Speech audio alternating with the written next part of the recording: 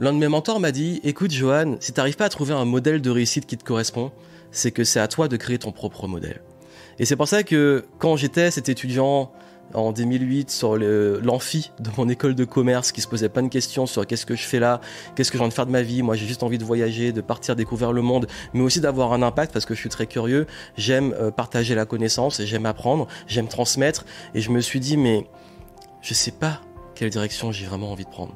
Et je me sentais en décalage, mais ça a toujours été le cas.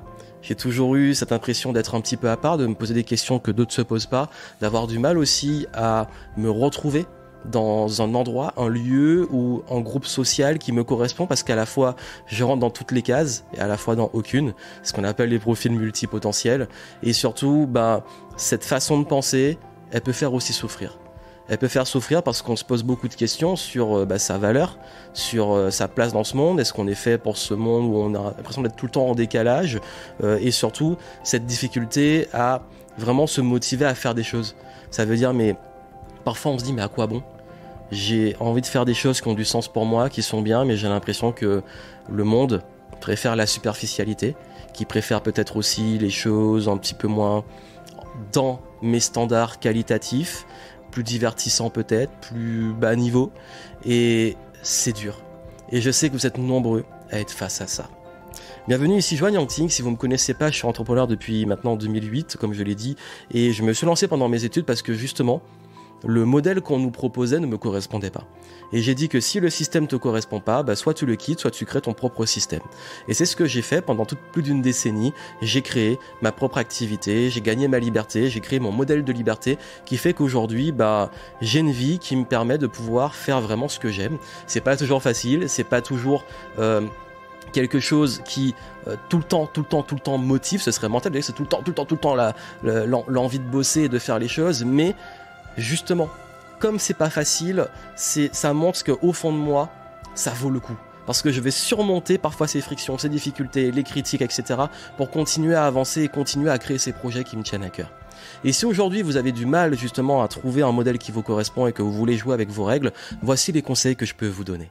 D'ailleurs, j'en profite pour vous dire qu'en descriptif, vous avez des ressources avec des programmes qui peuvent vraiment vous aider. Vous avez mon programme Flow qui va vraiment vous aider à remettre de la fluidité dans votre vie, faire une réelle introspection pour retrouver le feu sacré, la bonne orientation et surtout pouvoir avancer et créer ce qu'on appelle devenir wealthy, parce que souvent on parle de s'enrichir qui est juste financier, mais wealth, c'est d'avoir la santé, d'avoir le temps, d'avoir l'épanouissement, l'argent. Donc vraiment, Flow vous aide à pouvoir mettre en place tous les fondamentaux et les piliers pour construire cette vie sur mesure. Vous avez en descriptif, et si vous y allez à temps, vous avez une petite réduction là à l'occasion.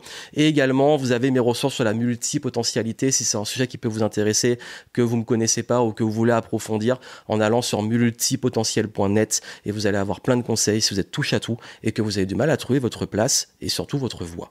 Et pour revenir au sujet principal, parce que justement, quand je parle de designer une vie, et c'est vraiment ça, la méthode Flow, c'est du design de vie et du design d'affaires à votre image, la première chose à faire, c'est déjà de sortir de la pression sociale. Comme vous le savez, nous sommes dans une société qui nous dit comment vivre.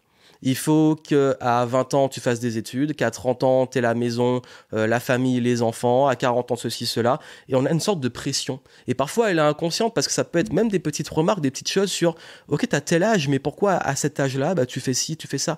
Mais c'est ce que dicte la société, mais est-ce qu'au fond de vous, vous écoutez vraiment ce qu'il y a au fond de votre cœur? Parce que moi, ça a été dur. Parce que déjà, quand j'ai décidé de me lancer dans l'entrepreneuriat pendant que tout le monde était étudiant et tout le monde devenait ensuite salarié, on me disait, mais trouve-toi un vrai travail, mais qu'est-ce que tu fais? C'est quoi ce que tu fais? Ça n'a pas de sens, etc. Et bien entendu, aujourd'hui, on se pose des questions sur pourquoi tu voyages, c'est quoi ce lifestyle, ça y est, tu me mènes la belle vie et tout. Mais c'est des choix de vie. Ça veut dire que moi, j'ai choisi à un instant T, là où tout le monde prenait une direction, de prendre une totale autre direction. Parfois, oui, j'ai été seul. Parfois, j'étais en voyage seul pendant que tout le monde bossait. Parfois, je bossais pendant que tout le monde s'amusait. Mais c'était un choix de vie. Et ce choix de vie, je l'assume parce que j'ai vécu des choses extraordinaires, j'ai voyagé dans plein de pays, j'ai fait plein de choses, développé plein de projets. Et une fois que je suis arrivé dans la trentaine, j'ai changé d'envie.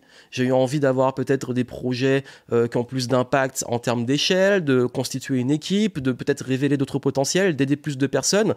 Et on évolue et c'est normal, peut-être plus de stabilité, moins je voyage toujours, mais pas autant. Et on s'installe et je suis mes envies. Mais aujourd'hui, on pourrait dire... Mais pourquoi à cet âge-là, tu n'as pas ceci, cela? Mais ce sont encore une fois mes choix. Il y a toujours cette pression de l'extérieur, voici comment tu dois, voici ce que tu dois faire. Et si tu sors un petit peu de ces trucs-là, ben, on te fait toujours des petites remarques ou des reproches. Mais au fond, je vous garantis qu'il y a des gens qui rêveraient de pouvoir juste suivre aussi leur voie, mais qui n'osent pas. Parce que c'est plus facile, hein, de suivre ce qu'on nous dit, de se laisser porter, de céder à ses peurs parce qu'on se dit ouais, j'ai pas envie de prendre de risques. Le grand classique, c'est à 20 ans, t'as pas l'expérience, te lance pas. À 30 ans, tu commences à avoir des responsabilités, ne te lance pas. À 40 ans, t'as des enfants, une famille, ne te lance pas, c'est trop risqué. Finalement, on le fait jamais. Moi, j'ai envie de vous dire, mais la vie, si vous avez envie de faire des choses, faites-les. Bien entendu, dans le respect de vos engagements et responsabilités. Je ne vais pas dire à quelqu'un qui a une famille à charge de faire n'importe quoi, mais s'il peut commencer à mettre du temps, s'organiser sur ses passions, ce qu'il a vraiment envie de faire, vas-y et accorde-toi ça. Si vraiment aujourd'hui tu as envie de créer ton business, lance-le. Tu as envie d'écrire un livre, écris ce livre. Tu as envie de devenir artiste, sortir tes musiques, etc. ou peindre, peu importe, fais tes créations. C'est toujours ce processus, c'est qu'on attend, on se dit, peut-être que quand ce sera le bon moment ou quand la société peut-être va m'autoriser, je vais le faire. Mais ça viendra jamais. Et je vous le dis, ça vient jamais. Même encore aujourd'hui, il y a des projets sur lesquels j'ai peut-être un peu procrastiné, je regrette.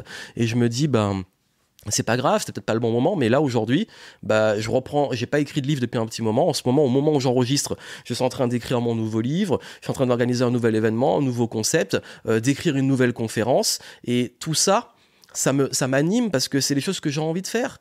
J'ai aussi en ce moment un gros besoin de nature, de voyager, je m'y autorise.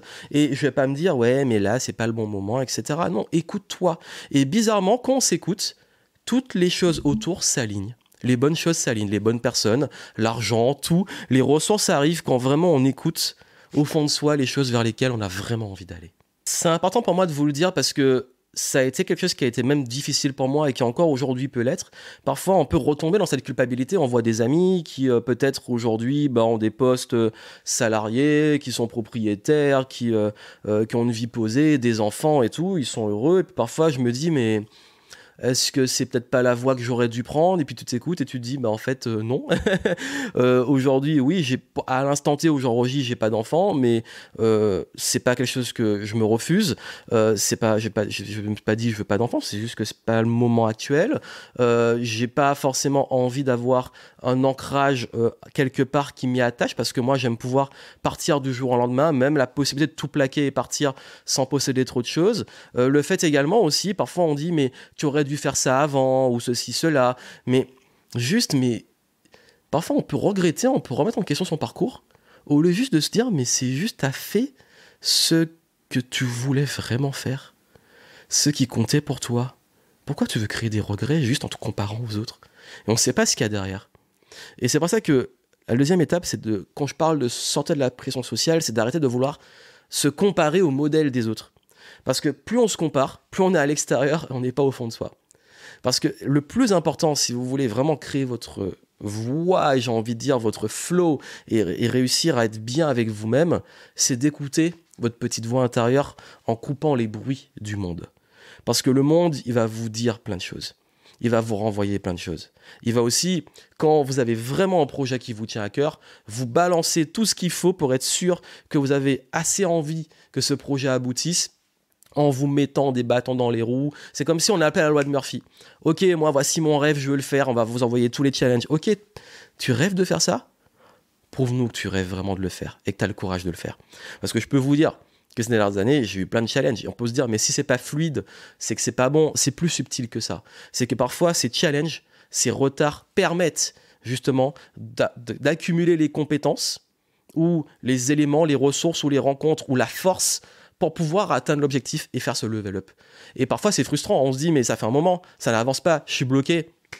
Ok, mais il y a peut-être un truc à apprendre là. Et c'est là qu'on va développer de nouvelles compétences, qu'on va aller chercher de nouvelles façons de faire, qu'on va se réinventer, qu'on va rencontrer de nouvelles personnes, qu'on va peut-être changer aussi son modèle. Et c'est là qu'on va dire, ah ouais, mais en fait, il fallait que je passe par ça pour le comprendre. Moi, tous mes échecs, toutes mes erreurs, ça a été que des évolutions grâce à ça. Mais sur le coup, c'est dur. On n'a pas le recul, on est dedans, tête dans le guidon. Mais quand on prend du recul, on se rend compte que finalement, c'était nécessaire pour nous faire avancer. Et c'est ce que je veux vous dire, c'est qu'aujourd'hui, si vous voulez créer vos règles, il faut comprendre aussi votre fonctionnement. Il faut comprendre aussi vos cycles. Il faut comprendre aussi Même, ok, moi, quand j'avance, quand je rencontre telle situation, il se passe ça, et à tel moment, il se passe ça. Quand je suis dans le haut, voici ce que je peux faire. Quand je suis dans le bas, voici ce que je peux faire. Et comprendre vraiment ces formes. On a tous des cycles, on a tous des périodes. Et c'est naturel et c'est normal. Il y a des périodes où tout est fluide, l'abondance est là, c'est facile et tout. Et il y a des périodes, c'est que des merdes. C'est la loi de Murphy, c'est que des problèmes, des frictions, des challenges. Mais ça reste jamais dans l'un ou dans l'autre. Et il faut apprendre à gérer les deux. Il faut apprendre à gérer quand ça va pas et il faut apprendre à gérer quand ça va et prendre les bonnes décisions à ces moments-là. Dans Flow, hein, il y a un module sur ça. Et aussi et surtout, je crois que si vous voulez retrouver votre feu sacré, il va être important de retrouver cette joie et cette âme d'enfant. Et dans tout ce que j'ai expérimenté ces dernières années, sur le travail sur moi, ça revient toujours. Ça veut dire, ok, ben, quand on devient trop sérieux, c'est là qu'on devient adulte et qu'on se compare aux autres et qu'on veut faire les choses parce qu'il faut les faire. Un peu moins de il faut, un peu plus de je choisis de. Juste parfois quand vous dites il faut que je fasse ça, juste changer. Je choisis de faire ça. Ça, c'est quelque chose que je donne depuis mon programme Révolution Positive que j'avais lancé en 2012. J'en parlais déjà de changer sa façon de s'exprimer. Même moi, parfois, je fais l'erreur. Je me dis, mais oui, mais là, il faut qu'on lance cette campagne de marketing. Il faut que je me lève à telle heure. Il faut que j'aille signer ce contrat. Il faut que... Non. Non, je choisis de me lever, je choisis de lancer cette campagne marketing, je choisis d'aller rencontrer cette personne, je reprends ma souveraineté personnelle. Vraiment, juste ce changement de langage, il change énormément de choses. Et le dernier point qui est très important, quand je parlais de joie, c'est toujours se demander, ok, comment je peux rendre les choses plus fun, comment je peux m'amuser. Et même quand c'est dur, ça veut dire que moi, quand j'ai un challenge, je dis pas que c'est waouh, bisounours. Hein. Quand j'ai un challenge, quand je vais me dire, ok, c'est un challenge, je vais le voir comme un jeu. Je vais jouer, je vais scorer, je vais le surmonter. Ou même, parfois, quand c'est des choses personnelles, ça peut être une forme d'anxiété, une peur face à quelque chose. Ok, ben, je vais voir le stress, l'anxiété comme un challenge. Je vais me dire, ok, je vais pas chercher, ça c'est un autre sujet, mais je vais pas chercher à absolument aller contre, aller trop creuser le truc. Juste, je l'accepte. C'est là, ok, mais j'ai peur, mais j'y vais quand même. Et qu'est-ce que cette peur me dit? Comment je peux... Ok, de quoi ça parle? Est-ce qu'il y a vraiment un vrai danger, il y a un risque, il faut faire attention, il faut préparer un truc? Ou est-ce que vraiment c'est juste une petite voix là que je ne dois pas écouter? Et j'avance comme ça. C'est vraiment cet état. Ok, en fait, on ne peut pas tout le temps être joyeux dans la vie, mais je décide de faire de la vie un jeu. C'est le concept de game entrepreneur. Voir la vie, le business comme un jeu. Pas trop prendre les choses au sérieux. Et parfois, il y a des choses, on les prend au sérieux, ok, sur le coup, et puis après, j'essaie de prendre un recul et je dis, ok, on prend ça avec légèreté, on fait ce qu'il y a à faire, hein, bien entendu, je dis pas qu'il faut... On pense souvent que le lâcher prise, c'est je fais rien. Non, je fais ce qu'il y a à faire, mais je lâche prise sur la suite, et puis si je peux rendre ça le plus fun possible, comment on peut, ok, passer un meilleur moment. Je vais donner une conférence, comment je peux passer un bon moment. Je vais rencontrer quelqu'un, ou alors je vais passer un moment où je sais que ça peut me saouler, faire un truc qui me saoule, comment je peux rendre ça plus fun? Et c'est vraiment ça l'esprit du flow, c'est la légèreté, c'est la fluidité, c'est on arrête d'être tout le temps en résistance. Quand parfois il y a des choses qui sont trop en friction, parfois il y a des moments de la vie où tout est bloqué.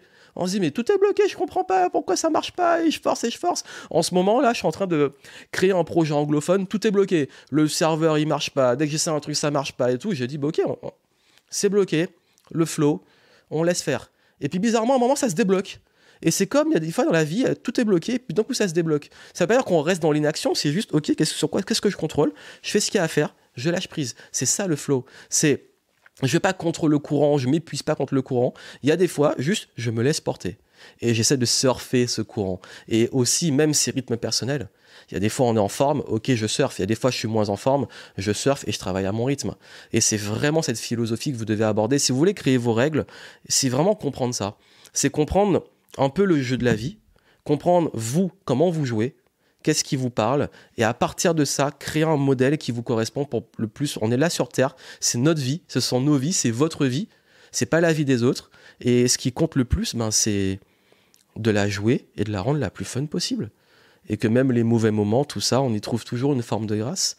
Moi, quand je pense à mes moments très difficiles de vie, que ça soit du deuil, une hospitalisation et tout, ce qui reste avec le temps, c'est vraiment les bons souvenirs que j'ai passés avec les moments qui étaient là, les moments d'amour, les moments de soutien, etc., malgré les difficultés, malgré les douleurs qui nous marquent. Et il y a toujours ça, en fait, qui revient. Donc, si vous arrivez à avoir ça, croyez-moi que la vie, je ne dis pas qu'elle devient plus facile, elle devient plus simple. Plus simple parce qu'on est moins dans la résistance, on est moins dans le contrôle, on est moins de « je veux tout soit comme ça ». Parce que quand on dit règle, On veut absolument imposer des règles. Non, les règles, c'est juste comment je joue de la façon la plus joyeuse possible. Pensez vraiment à un enfant.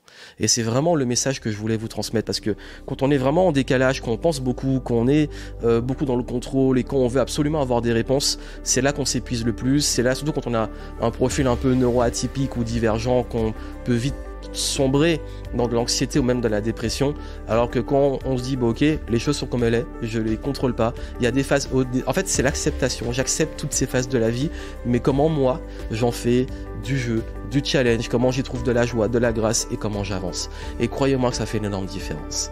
Et si vraiment vous voulez aller plus loin sur ça, allez voir mes ressources, notamment la méthode Flow, et je pense que ça va vraiment beaucoup vous aider. Plein de succès à vous. À très bientôt. Ah, et n'oubliez pas, abonnez-vous, suivez la chaîne YouTube, le podcast, suivez-moi sur les réseaux.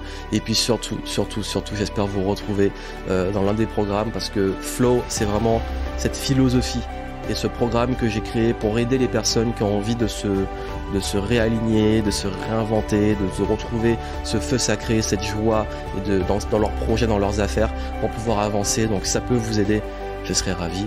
Profitez du lancement de Flow. Et moi, je vous souhaite plein de succès.